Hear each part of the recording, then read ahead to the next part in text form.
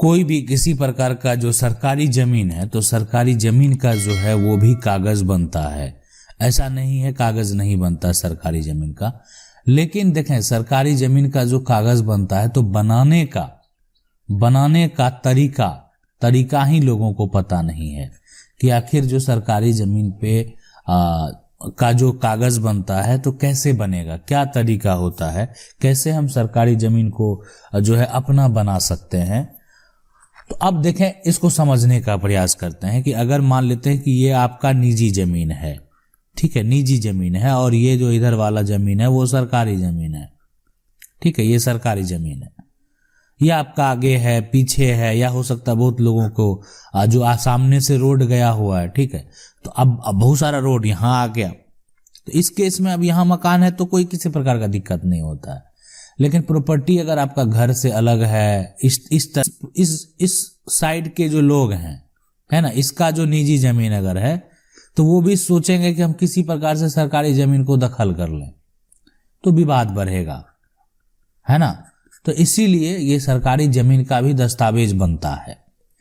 तो क्या होता है, सरकारी जमीन का जो दस्तावेज तैयार होता है तो इसके लिए आपको आवेदन करना पड़ता है जिला अधिकारी को, और जिला अधिकारी के द्वारा, है ना, इसको बंदोबस्त एक तरह से आपको अगर कर दिया जाएगा तो आप इसके वर्तमान में देख रेख करने वाले मालिक होंगे, मतलब उसका उपयोग करेंगे और देख रेख करेंगे, ठीक है। लेकिन अगर आप ये सोच रहे हैं कि अगर आपको बंदोबस्त ऐसा कर देने के बाद आप पूरा उसका मालिक बन गए, तो ऐसा नहीं है। आज ऐसा ही सवाल है कि सरकारी जमीन के पीछे मेरा जमीन है तो सरकारी जमीन पे हम घर बना सकते हैं, लेकिन बिल्कुल देखिए, सरकारी जमीन पे अगर आप मान लेते 30 साल से कब्जे में है, आपके पास प्रूफ है, तो घर बना सकते हैं, ठीक है, किसी प्रकार का दिक्कत नहीं होगा। लेकिन एक तरह से वो जब तक आपका अपना नहीं हुआ तब तक तो वो आपकी संपत्ति नहीं है।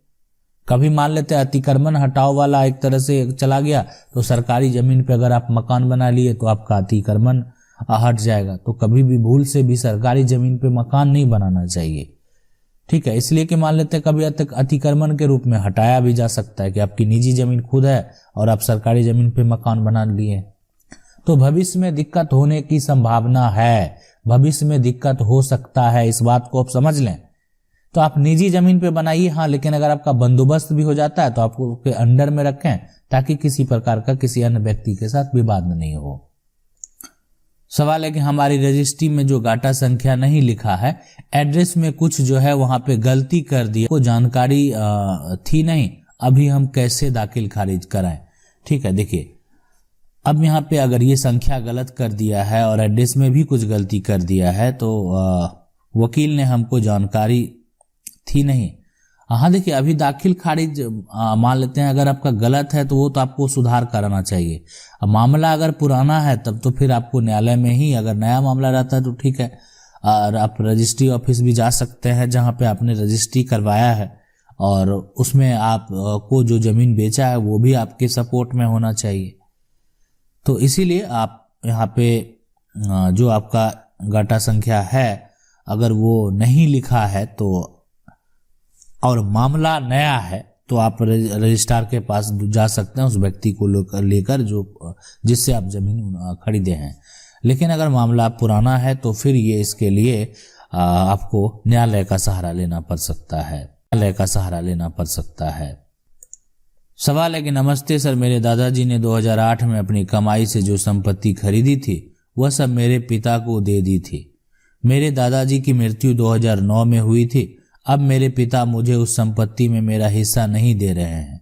मेरे पिता ने सारी जायदाद मेरे छोटे भाई को देना चाहते हैं। अब मैं क्या करूं, क्या कर सकता हूं, कृपया मेरी मदद करो। देखिए, अगर दादाजी ने 2000 अपनी कमाई से संपत्ति खरीदी थी और दादाजी की मृत्यु हो गई है तो पिता को दे दी थी, तो मतलब क्या होता है कि पिता को कैसे दे दी थी, पिता को वो संपत्ति, तो पिता उसके हकदार ही है। पिता को अगर किसी प्रकार का मान लेते हैं कि देने का जो तरीका होगा वो ऐसे भी वो हकदार होंगे उस संपत्ति का। मेरे दादाजी की मृत्यु 2009 में हुई है, अब पिता मुझे उस संपत्ति में हिस्सा नहीं दे रहे हैं। देखिए वो संपत्ति अभी मान लेते हैं कि पिता के नाम पे होगी, ठीक है, पिता के नाम पे वो ट्रांसफर अगर हो गया होगा, ठीक है, तो उस केस में आप बिल्कुल आप उस पर, इसलिए कि वो दादा के नाम से संपत्ति है तो आपका हक तो बनता है। और सारी जायदाद मेरे छोटे भाई को देना चाहते हैं, तो वो अगर वो पिता ने भी, पिता का भी सेल्फ एक्वायर प्रॉपर्टी होता तभी पिता ऐसा कर सकते थे, अन्यथा पिता को ऐसा करने का कोई अधिकार नहीं है। तो अभी अगर ऐसा करेंगे पिता, फिलहाल आप समझाने का ही प्रयास करें। और आप ग्रामीण क्षेत्र से बिलोंग करते हैं तो ग्राम पंचायत का भी सहारा लें ताकि आपको न्याय मिले। वहाँ पे एक दबाव भी होता है, लोग ज़्यादातर इधर उधर नहीं कर पाते हैं।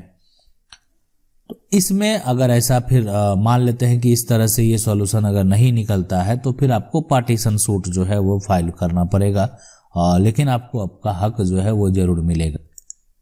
अगर प्रॉपर्टी के बारे में किसी को पता ना हो कि यह प्रॉपर्टी हमारे यहाँ पर मौजूद है, नंबर जो है कल में निकलता है, एक उसमें से एक नंबर गायब हो और वह पैसे में कमज़ोर हो और उसके घर में अनपढ़ हो, जबकि कभी पढ़ी लिखी जनरेशन आए, तो वह कब्जा हटवाना चाहे तो क्या प्रतिक्रिया है? देखें, सबसे पहला एक प्रॉपर्टी के बारे में ठीक आपको पता चल रहा है कि आपके पास मौजूद है और नंबर जो नकल में निकलता है उसमें से एक नंबर गायब हो और वह पैसे में जो है वहाँ पे थोड़ा कमज़ोर है। देखिए इसमें आपको करना क्या है कि आप सबसे पहले अपना कागजात, तो आपको वो जो भी आपका पुराना कागजात है पुराना में भी देखना है और जो आपका नया कागजात है दोनों आपको सबसे पहले निकाल लेना पड़ेगा। और नए जनरेशन जब उसको समझ रहे हैं तो आप उस पर जो है न्यायालय में जाके टाइटल सूट करेंगे और नोटिस उसको भिजवाएंगे जो उसको आज कब्जा किया हुआ है। देखें, कब्जाधारी का दस्तावेज देखा जाएगा कि वो आज कब्जा किस आधार पे किया हुआ है, यानी उसका जो भी आज उसके नाम से संपत्ति अगर कायम भी हो गया है तो उसका आधार क्या रहा है। तो ये चीज़ देखने के बाद अगर मान लेते हैं वहाँ पे वो फॉल्स साबित होता है तो फिर यहाँ पे आप जो है केस जीत सकते हैं। सर, मेरे चाचा ने और मेरे अब्बू ने एक ज़मीन खरीदा था और डॉक्यूमेंट पे मेरे चाचा के नाम है और अभी अब्बू के नाम पे भी करना है, तो कैसे करें? देखिए, ज़मीन अगर जो खरीदता है ना, तो आपके जो चाचा हैं वो अगर बड़े हैं, है ना, आपसे, आप जिनके नाम से कराना चाहते हैं, अब्बू के नाम पे कराना चाहते हैं, तो अब्बू से अगर बड़े हैं और वो खरीदे हैं ज्वाइंट में, इसका प्रमाण है आपके पास, प्रूफ है, तो फिर आप अपने नाम पे करा सकते हैं, अन्यथा नहीं करा सकते हैं। अन्यथा ये संभव नहीं है कि वो आपके नाम पे ट्रांसफर होगा। कोई प्रक्रिया नहीं है उसके लिए कोई भी नियम नहीं है कि आप अपने नाम पे करवा लें। सवाल है कि सर मेरा नाम सौरभ है, मेरा जमीन जो है शिव कुमारी के नाम पर था, अब बेबा सुंदर लाल के नाम पर था, खतौनी में लिखते टाइम सुंदर खान हो गया, गलती से एक मुस्लिम व्यक्ति जो है नत्थू खान सनाव रसाल खान बतौर भतीजा वारिस बनकर जमीन अपने नाम पर करा लिया। मेरे पापा ने केस डाला था पर पता नहीं वह किसी तरह से हार गए और वह जमीन उसके नाम पर हो गई 2001 में। अब मैं क्या करूं? मेरी उम्र 32 साल है, मैंने सिविल केस किया, मेरा बयान भी हो गया, गवाही भी हो चुकी है, अभी तक प्रतिवादी नहीं आया मेरे केस में। अब क्या होगा? वकील साहब कह रहे हैं कि अब ऑर्डर होगा। ऑर्डर का मतलब क्या होता है? देखिए सौरभ जी, अब ऑर्डर का मतलब ये होता है कि अभी जो आपका गवाही हो गया है तो अब आपको डिग्री मिल जाएगा और डिग्री मिलने के बाद जो व्यक्ति पर जो वो व्यक्ति के नाम से हो गया है ना, जो व्यक्ति नहीं आया उसका जो जमीन है वो आपके नाम पे का आदेश जारी हो जाएगा कोर्ट से कि वो सही में गलत तरीके से जमीन को रखे हुए है। तो सबसे पहले तो आपको अपना कागजात को ठोस कर लेना है और उसके बाद प्रक्रिया होगा उस कब्जा को खारिज कराने का। तो इसलिए डिग्री का मतलब यहाँ पे आप केस जीत जाएंगे, आपके फेवर में डिग्री हो जाएगा। सवाल है कि सर मेरे पापा नाम से रसीद कटा है करंट तक का, लिखने वाले यहाँ पे ने एक भाई नहीं लिखा है तो 2 भाई एक चाचा लिख दिया है और जमीन है 2.8 कट्ठा, एक जो है मैन का 2 बड़ा भाई और उसका चाचा लिख दिया है, लेकिन एक मैन जो है वो परेशान कर रहा है, जो तीसरा यानी छोटा भाई लिखा है। देखिए यहाँ पे अगर ये पूरी जमीन जो है दो भाई बिना बंटवारा के बेचते हैं तो उस केस में अगर वो तीसरा जो है वो कोर्ट में जा सकता है और कोर्ट के द्वारा अधिक जो निर्णय है, नियम देने का जो एक तरह से तरीका होगा वो ये देखा जाता है कि बेचा कितने दिन पहले गया है और जो ये छोटे भाई दावा करने आए उसका बीच का समय अगर 3-4 साल हो गया है तो आपको कोई किसी प्रकार का दिक्कत नहीं होगा। लेकिन अभी ज्यादा दिन समय नहीं हुआ है तो उस केस में जो छोटा भाई है जो नहीं लिखा है तो पूरी संपत्ति में जितना उसका हिस्सा होगा सिर्फ उसी का रजिस्ट्री कैंसिल होगा, अन्यथा किसी का नहीं होगा। आशा करते हैं वीडियो अच्छा लगा होगा। वीडियो अच्छा लगा वीडियो को लाइक जरूर कर दे। चैनल को पहली बार देख रहे हैं सब्सक्राइब करके जो बेल आइकन है उसको जरूर दबा लें। मिलते हैं अगले वीडियो में, तब तक के लिए जय हिंद।